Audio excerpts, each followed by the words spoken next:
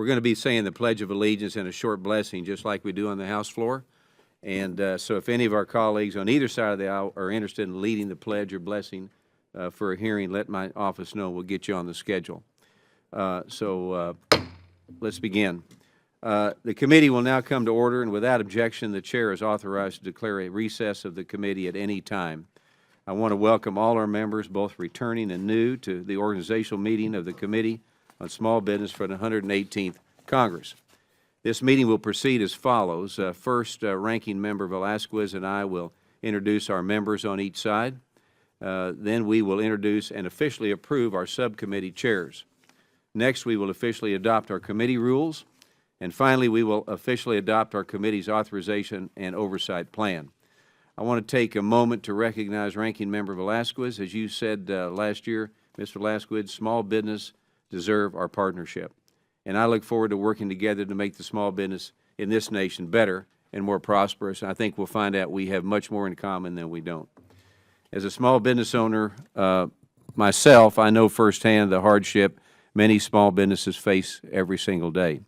As chairman, I hope we can come together to conduct meaningful oversight of the many problems in the SBA during the COVID-19 pandemic and of the overburdensome regulations coming out of the Biden administration. Now, before I introduce our new members, I want to welcome back Congressman Blaine Lukemeyer from Missouri, who will serve as the Vice Chair of this Congress. I was his Vice Ranking Member last year, and I look forward to continuing to work together to make America the greatest country in the world and the best place to do business. So now I want to introduce the new majority members of this committee. First, Congressman Tracy Mann from Kansas, Congressman Jake Ellzey from Texas, Congressman Mark Molinaro from New York, Congressman Mark Alford from Missouri, Congressman Eli Crane from Arizona, Congressman Aaron Bean from Florida, Congressman Wesley Hunt from Texas, and Congressman Nick LaLotta from New York. I also want to welcome back our members returning to the committee, Congressman Pete Stauber from Minnesota, who is serving his third term in Congress and served on two of our subcommittees last Congress, Congressman Dan Musser from Pennsylvania, who was our ranking member for the Subcommittee on Economic Growth, Tax, and Capital Access last Congress, Congresswoman Beth Van Dyne from Texas, who served as our ranking member for the Subcommittee on Oversight, Investigations, and Regulations last Congress. And finally, Congresswoman Maria Salazar from Florida, who served as our ranking member for the Subcommittee on Contracting and Infrastructure last Congress. I'm excited to have you all join us for the 118th, and I'm looking forward to all we will accomplish together as we move forward. So with that, I will yield to our distinguished ranking member from New York, Ms. Velasquez. Thank you, Chairman Williams, and congratulations on your new role. Small businesses make vital contributions to our economy. Not only do they generate 2 out of the 3 net jobs, but they drive innovation and economic progress throughout our country. But the past few years have not been easy for small businesses. The pandemic brought challenges that were unthinkable a short time ago. The perseverance, combined with the historic investment in economic recovery, helped millions of small firms stay afloat.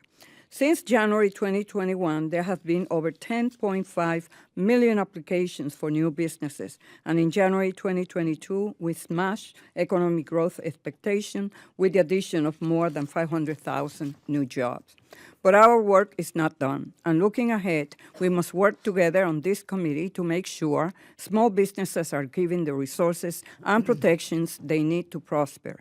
I hope we can continue our bipartisan tradition during the 118th Congress and show our constituents and new members what it's like to make real change happen. I now would like to welcome our new and returning members and take a moment to introduce the Democratic members on our side. Let me begin with the newest members of our committee. First is Mr. Greg Landsman of Ohio. He is a former public school teacher and faith-based nonprofit leader who served 5 terms on the Cincinnati City Council before being elected to Congress. As someone with deep community connections, he will be a vital resource to our efforts to strengthen our nation's Main Street. Our next freshman member is Mr. Morgan McGarvey. an attorney from Louisville, Kentucky, with a history and track record of representing the interests of small businesses. His passion for serving his community led him to run for Kentucky State Senate in 2012, where he became the Senate Minority Leader by 2018. His leadership, legislative experience, and work ethic will be invaluable to this committee. And now, Ms. Marie Glusenkamp Perez, a working mother and small business owner from Southwest Washington. She started her auto repair and machine shop with her husband, Dean, with the help of an SBA loan. Her experience with SBA and running her own business is exactly the type of knowledge we need on the committee. Next are two members from Michigan. First, Ms. Hillary Skolton, an attorney who clerked with the U.S. Court of Appeals for the Second Circuit in a special unit focused on immigration. She is a proven leader that is committed to finding common sense solutions. And Mr. Sri Thonedor, who immigrated to the U.S. at age 24 with $20, discovering a passion for entrepreneurship. He started several small businesses, and his success with the SBIR program will be an asset to this committee. Last but not least is Mr. Chris Papas of New Hampshire, who helps run his family 100-year-old restaurant. As a third-term member of Congress, he serves on the Committee on Transportation and Infrastructure and Committee on Veterans Affairs. I would also like to welcome back some excellent members from last Congress: Jerry Golden from Maine, Kwesi Mfume from Maryland, Dean Phillips of Minnesota, Judy Chu from California, Sharice Davis of Kansas. Thank you, and I yield back. Thank you, and I want to also welcome, of course, all the new committee to the Republican side and all the Democratic side. Look forward to working with all of you. Thank you, and thank you, Ranking Member, for that. Now, I'd like to introduce our 5 subcommittee chairs on the majority side. Congressman Dan Musser will chair the Subcommittee on Economic Growth, Tax, and Capital Access. Congresswoman Beth Van Dyne will chair the Subcommittee on Oversight, Investigations, and Regulations. Congressman Wesley Hunt will chair the Subcommittee on Rural Development, Energy, and Supply Chains. And Congressman Nick Lolata will chair the Subcommittee on Contracting and Infrastructure. Congressman Mark Molinaro will chair the Subcommittee on Innovation, Entrepreneurship, and Workforce Development. So I want to thank all of you for your willingness to serve in that capacity, and now I yield to Ranking Member Velasquez to introduce the ranking members of the subcommittees. Thank you, Mr. Williams. I would like to congratulate the committee chairs and ranking members. We have had some bright, dynamic members join our committee, and I'm confident this will be a productive session. The full committee vice-ranking member will be Dean Phillips. Kwesi Mfume will be the ranking member of the Subcommittee on Oversight, Investigations, and Regulations. Brett Landsman will be the ranking member on the Subcommittee on Economic Growth, Tax, and Capital Access. Morgan McGarvey will be the ranking member on the Subcommittee on Innovation, Entrepreneurship, and Workforce Development. Marie Glusenkamp Perez will be the ranking member of the Subcommittee on Rural Development, Energy, and Supply Chains. And Hillary Skolton will be the ranking member on the Subcommittee on Contracting and Infrastructure. All right, thank you very much. And I move that the list of subcommittee chairs and ranking members and as set forth in the rosters be approved. All those in favor say aye. Aye. All those opposed say no. In the opinion of the chair, the ayes have it, and the chairs and ranking members are appointed. Without objection, the motion to reconsider is laid on the table. I'd like to now proceed to the committee rules package. Pursuant to Clause 2A of House Rule 11, the first order of business is adoption of the committee's rules of procedure for the 118th Congress. A copy of the proposed rules has been distributed to each of you in advance. Now, the rules package is nearly the same as last Congress with a few minor changes. For instance, the name and jurisdiction of some of the subcommittees have been modified to better address the problems facing small business in today's economy. We clarified the procedure for depositions and subpoenas to align with the House rules. We added language to remove remote proceedings to align with the House rules and to ensure that we are here in person working hard for the American people. And I think these changes will allow us to propel this committee forward to the benefit of small businesses nationwide. So I now recognize Ranking Member Velasquez for her remarks on the rules. Thank you, Mr. Chairman. Thank you, Mr. Chairman. Our committee's rules are not only a vital institutional requirement, but they also set clear parameters for how we operate. More importantly, they contain protections ensuring that all points of view are considered. It is important for members on both sides of the aisle to note that, with a few exceptions, these rules are very similar to those of previous Congresses. With that said, I will be remiss if I didn't mention my concern over the new rule to grant the chairman of the committee unilateral subpoena authority. While I recognize this change is in line with House rules, our committee has always required either a majority vote of the committee or an agreement between the chair and ranking member before the committee issues a subpoena. Under the new rules, the chairman has unilateral authority to issue a subpoena with no debate. Subpoenas should be a measure of last resort to prevent bringing important work to aid small businesses to a halt. I expressed these concerns to the chairman, and we reached an agreement to require 24-hour notification to the minority before issuing a subpoena. Mr. Chairman, I appreciate your understanding and respect for honoring the minority's rights, and most importantly, of this committee's bipartisan history. Throughout my tenure on the committee, we have conducted bipartisan oversight to hold the SBA to the highest standards, no matter if we were analyzing regular SBA programs or the COVID response programs. I look forward to our continued efforts in this area, and it is my hope that we will work together if a subpoena is to be issued. A committee that is run openly and fairly is a committee that works and can best achieve its objective. I yield back, Mr. Chairman. Thank you, Mr. Velasquez. And without objection, the draft committee rules are considered as read and open for amendment at any point. Does any member who wishes to be recognized to offer amendments to the proposed committee rules? Okay. If not, I move the proposed rules be adopted as the rules of the Committee on Small Business for the 118th Congress. All those in favor say aye. Aye. All those opposed say no. In the opinion of the chair, the ayes have it, and the proposed rules are adopted. Now, without objection, the motion to reconsider is laid on the table. Pursuant to House rules, the rules adopted by the Committee on Small Business for the 118th Congress will be published in the Congressional Record and made available to members and the public on the committee's website.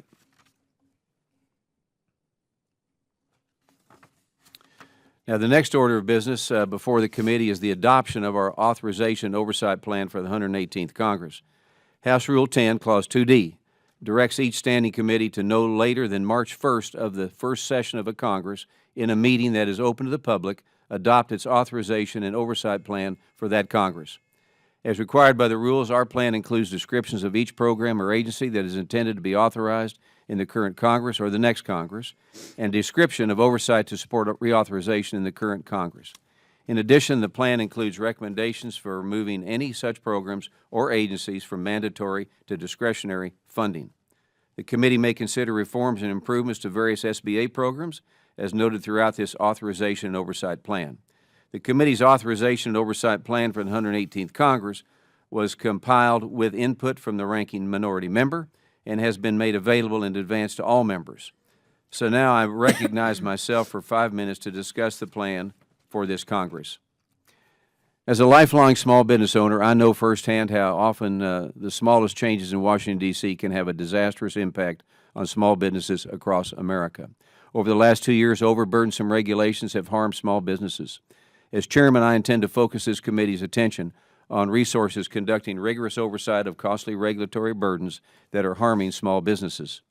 Members of this committee will be fierce advocates for free market principles and pro-growth policies. We will work to highlight the American dream and the many success stories of small business owners around the country with entrepreneurs and innovators from all corners of this country. We will hear from small business owners across the nation who are on the front lines of innovation and job creation. And we will investigate ways the Small Business Administration could improve the landscape for small business. We will investigate agencies' rulemaking process and work to ensure that the interests of small businesses are properly considered. We will work to remove excessive and burdensome regulations to make it easier for small businesses not only to form, but to stay in business and to grow. And we will amplify the voice of small business in Washington, D.C. I know my colleagues on both sides of the aisle are eager to get to work on behalf of Main Street America. With that, I yield to the distinguished ranking member Velasquez for 5 minutes for any remarks she may wish to make on the Oversight and Authorization Plan. Thank you, Chairman Williams. The Oversight Plan sets forth a policy framework for our work this Congress. Like in previous years, the plan calls for the robust oversight of the SBA and other federal small business initiatives, a long tradition that this committee takes seriously. To that end, this committee has forged a bipartisan consensus opposing the creation of unauthorized pilot programs. Diverting scarce taxpayers' dollars away from proven programs can open the door to fraud, waste, and abuse, something we are all working to minimize. On the other hand, this committee has steadfastly supported statutorily authorized programs, including the entrepreneurial development programs that offer free or low-cost counseling and training to small businesses. Lending programs help small businesses access affordable capital, and contracting programs that help small businesses compete in the federal marketplace. In the past 2 Congresses, we held numerous hearings with GAO and the Office of the Inspector General and made it clear that safeguarding taxpayers' dollars was our top priority. In fact, our oversight efforts increased last Congress, primarily in an effort to work with the IG and DOJ to hold bad actors accountable for fraud in COVID programs. In that vein, we enacted 2 bills that gave the DOJ and other investigative agencies additional time to prosecute fraud in the PPP and COVID EIDL programs. These laws were the product of the robust bipartisan oversight conducted by our committee. Additionally, the regulatory burden is an important issue for small businesses, and we must continue our work in this area. We need to understand how we can make the regulatory process friendlier to small businesses without undermining essential safeguards that many of these rules provide. And I hope to work with my colleagues to review SBA rules, particularly the lending rules, to lift the 40-year moratorium on licensing new small business lending companies to participate in the 7(a) program. I have urged SBA to exercise caution in making substantial changes to this successful program and to take the time to review the issues and comments to the rule. I am fully committed to working with the agency and the new majority to protect the integrity of all SBA programs and ensure they serve small business owners as efficiently and effectively as possible. With that, I urge members to approve this oversight plan, and I yield back. Thank you, Ranking Member. And as noted, the proposed authorization oversight plan has been distributed to members in advance. Now, without objection, the plan is considered as read and open for amendment at any point.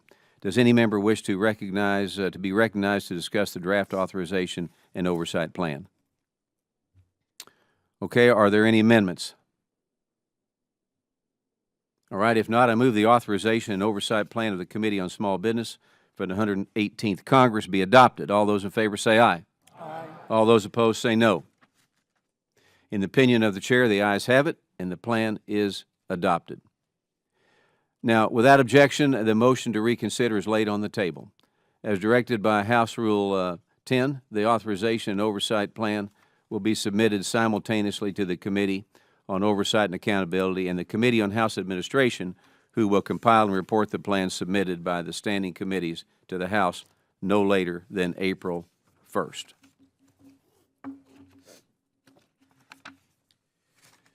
So this concludes today's business meeting. And I just want to say this will be a fun committee. We're going to get a lot of things done. And we're really going to help small business and create jobs and see a lot of results. So without objection, committee staff is authorized to make technical and conforming changes to reflect the action of the committee in adopting the resolution embodying our rules. So without objection, the committee stands adjourned.